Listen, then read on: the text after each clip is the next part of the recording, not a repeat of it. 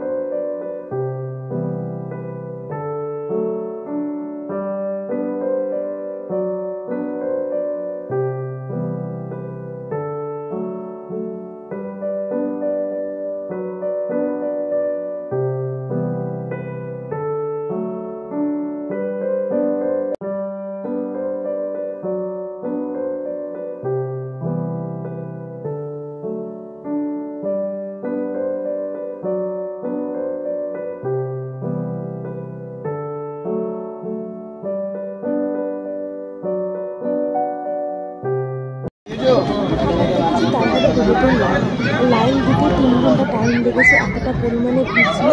তো রাত হয়ে যাচ্ছে, এখনই ঘুরতে 10টা 15 হয়ে গেছে। তো বললো চলো দিদি মিকি মাউস চাপবো মোমবাতি, তো মোমবাতিই বলে আমার। তো চলো ওকে নিয়ে এসেছি মিকি মাউস চাপাতে, ওখানে মিকি মাউস চাপুক, তারপর বড় মাকে দেখে বাড়ি ফিরবো। তো অবশেষে বড় মার দর্শন পেলাম।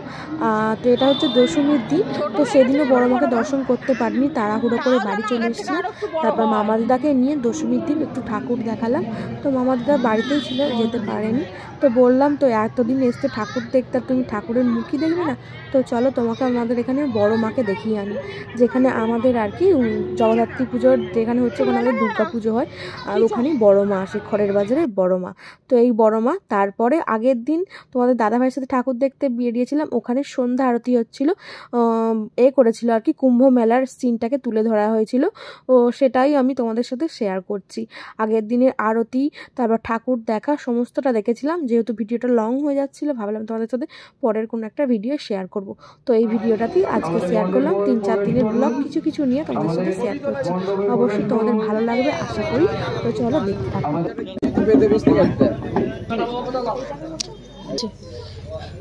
চলো, এরা এখন যোগ্যমুখ করবে না, কালকে করবে। চলো এখানে একটা নিয়ে দেখে চলে যাই, কালকে লাইন দেবো। আরতি করো।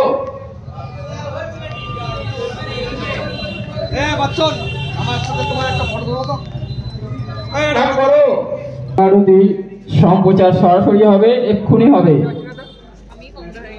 এক্ষুনি স্টার্ট হবে। হবে তো দেখতে পাবো না, এবার ধাক্কা মারছি। जिले महाकुंभ मेला में आपका स्वागत है।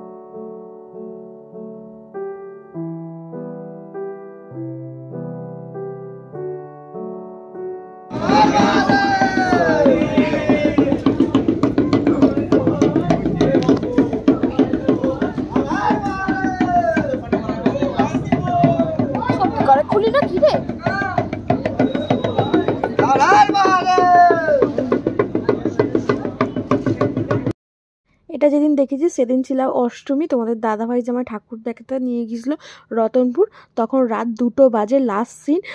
তো এখানে প্রচুর লাইন পড়েছিল, 50 জনের পেছনে লাইন, তো ওর জন্য দেখে নিই। আর যেহেতু লাস্ট 2টোর সময় লাস্ট সিনটা হচ্ছিলো, তো দেখেই বাড়ি ফিরলাম।